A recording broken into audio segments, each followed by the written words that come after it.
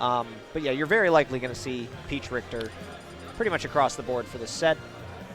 This is a big opportunity for Frosty. He's kind of been getting down on himself a little bit. Like, you know, he had a bad day yesterday, I think, playing at Tri-Point, which is our Friday local. Okay. And we had a lot of the invaders there, super stacked, couple of days worth of weeklies we had Wednesday, Thursday, Friday with everybody in town.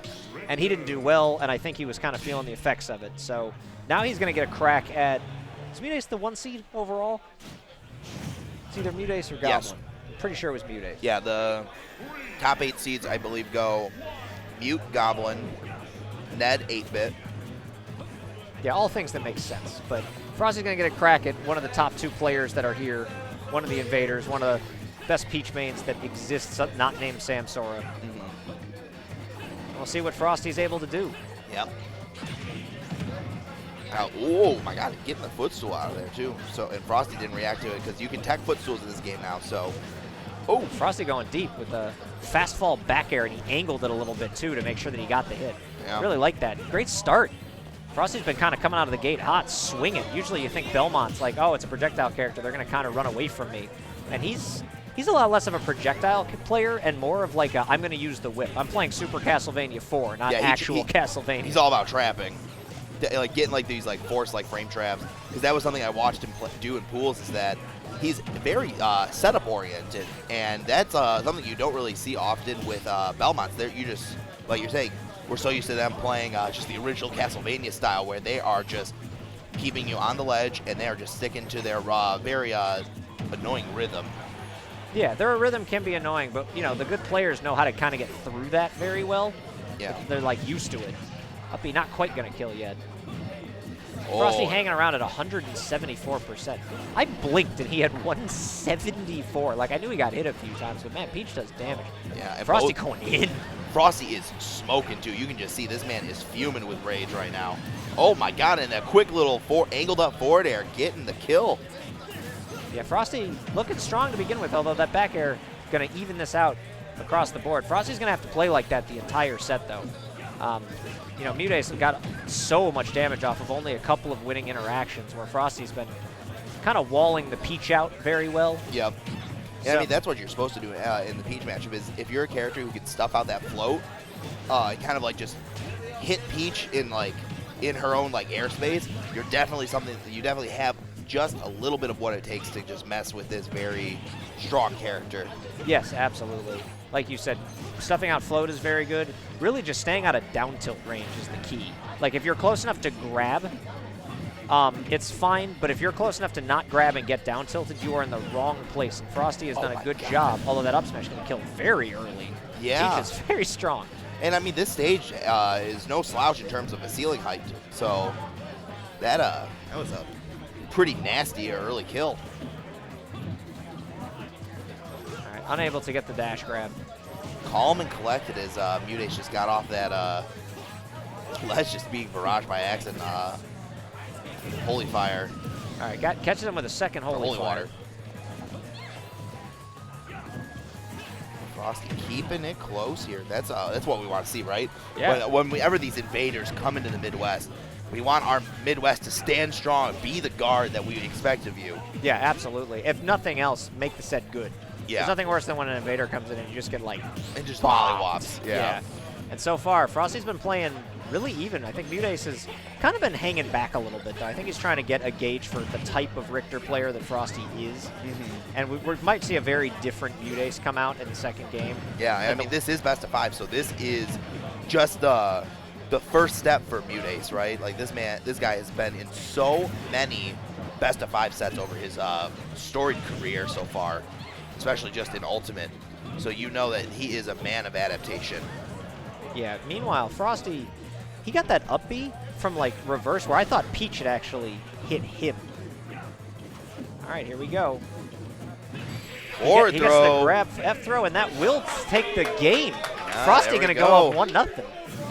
No beard, no problem. Frosty bringing a fresh shave and a Game 1 victory over MuteAce to Midwest Arena 2. That's what we want to see.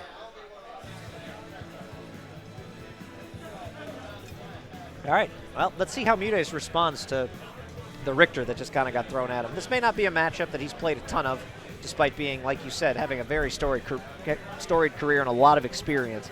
There aren't a whole ton of Belmont players out there that are notable, to be perfectly honest. That's a hard character to devote yourself to.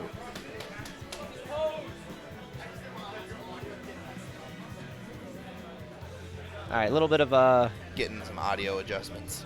Yeah, a little bit of a production shift. It looks like one of the pieces of equipment wasn't working properly there. They just want to make sure that everything was good to go as we go into game 2. All right, we're going to Final FD. Destination. You know, there are very few people when they play their game, they're like, yeah, I'm going to counterpick a Belmont to Final Destination. Yeah, Peach can do it. You get one down tilt, and where are they going to escape to? Nowhere. The middle of nowhere. And I know. Do you know if MuteAce has any secondaries? I'm pretty sure he is just pure Sheik in this game. I haven't seen. Oh my God. I haven't. Oh. Corn. I don't know what he's thinking. I think he was thinking that game was annoying, and he might spend a game 2 messing with a secondary. But I think Bayo does do okay versus Belmont. Well, you might. So see if he goes Bayo, not surprised. He shouldn't. He shouldn't. Especially on FD. He shouldn't have on FD. If it was some other stage, maybe. Also, he's going to pull the trigger. Quick reminder, Frosty was a Bayo main in Smash 4. Yeah, both these players, formidable Bayonettas in their own right in the previous iteration of Smash Bros. So let's see if MuteAce can still show his stuff. Let's dance, boys. Yeah, we're going to see the Bayo come out. You played Bayo, so I'm going to kind of leave the Bayo talk to you. I don't. The character is, spoiler alert, guys, this character is a shell of her former self. Yeah. But we still love her. Anyway. I like her a lot more now that she's quote-unquote fair. But that's a story for another time. Yeah. I'm actually kind of excited to see a Bayo come out nowadays. Yeah, man. All right, here we go. Bayo's still got some sauce. Like, people need to understand. Like, there's a lot of characters out there that can't kill till 120. It's not like Bayo is colossally depraved. Yeah, Bayonetta in this game, the name of her, like, neutral is just, I want to get my one interaction off of, like, up throw or just starting off with up B and just rack up insane damage, because just a generic Bayonetta combo of, like, up B, side B is about 55%.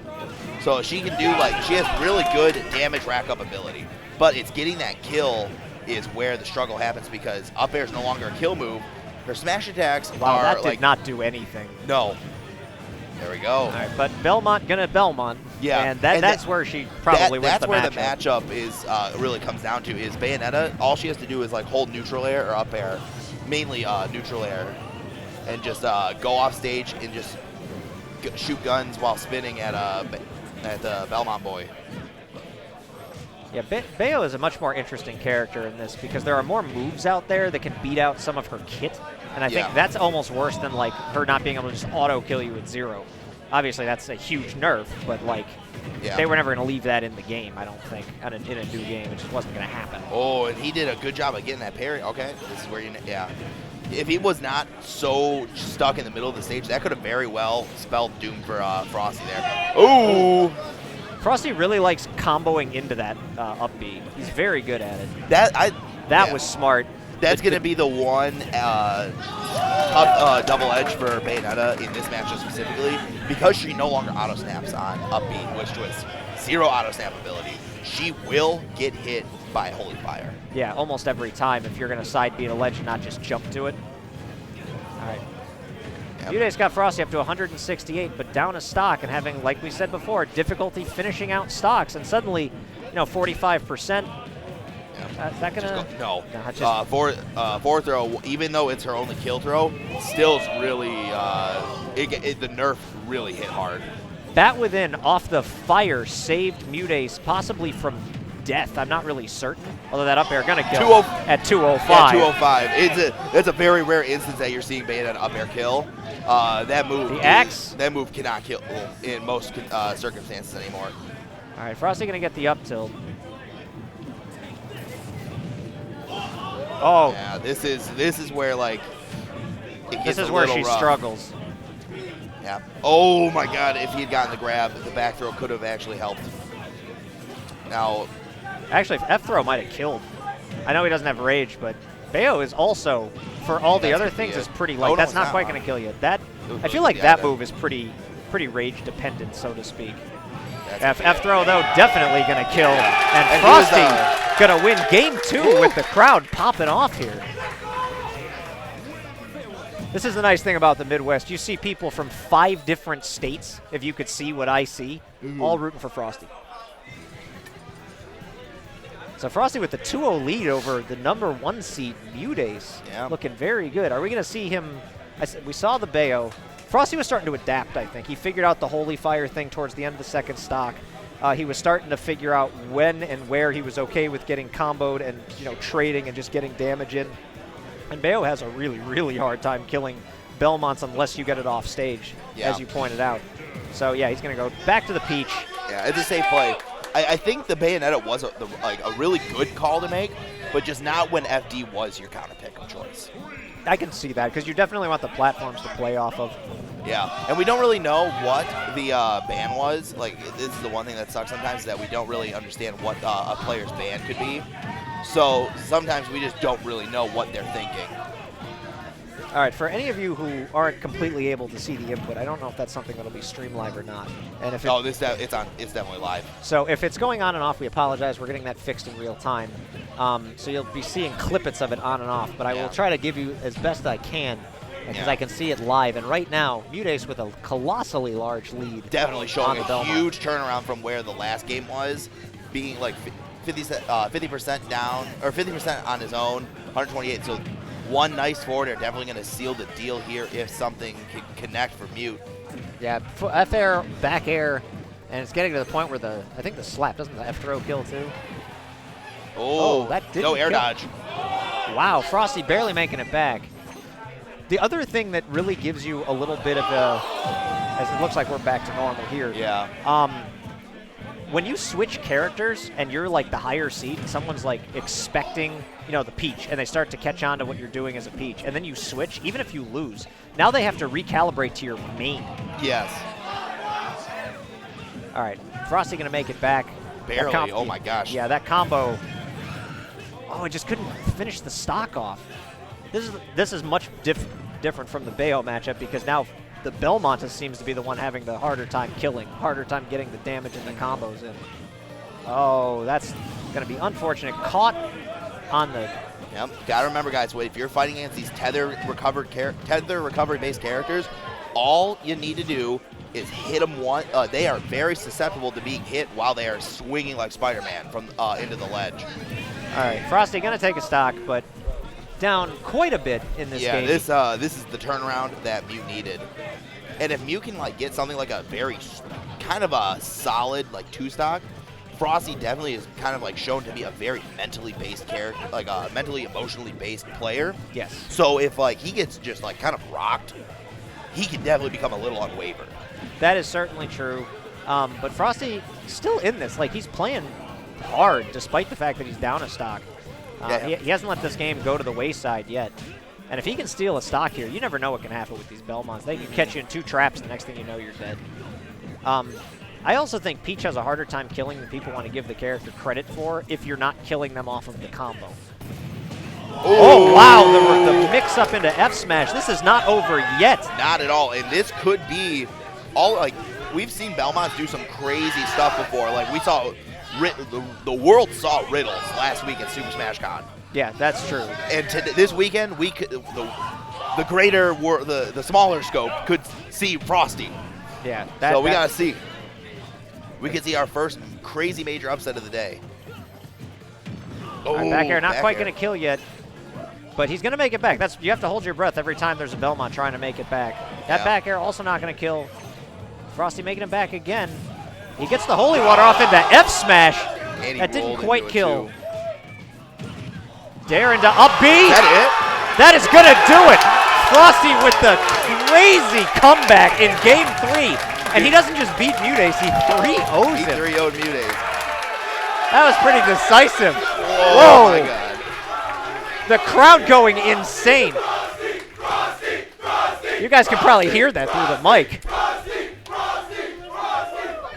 I almost lost my water. Yeah, we almost lost the entire table. Yeah, almost. Ori and I literally caught the table. They dive tackled the table coming through. I don't know if you caught that. Gooshi, you good over there? No, I was mostly making sure capture didn't cut out on you guys. No, it came back. We're good. It's because I was holding it. Frosty jumped into the crowd who caught him, and they came flying into the table, so we were like, no. Oh, yeah, somebody definitely, like, leaned on the table, and it, like, went back. I was like,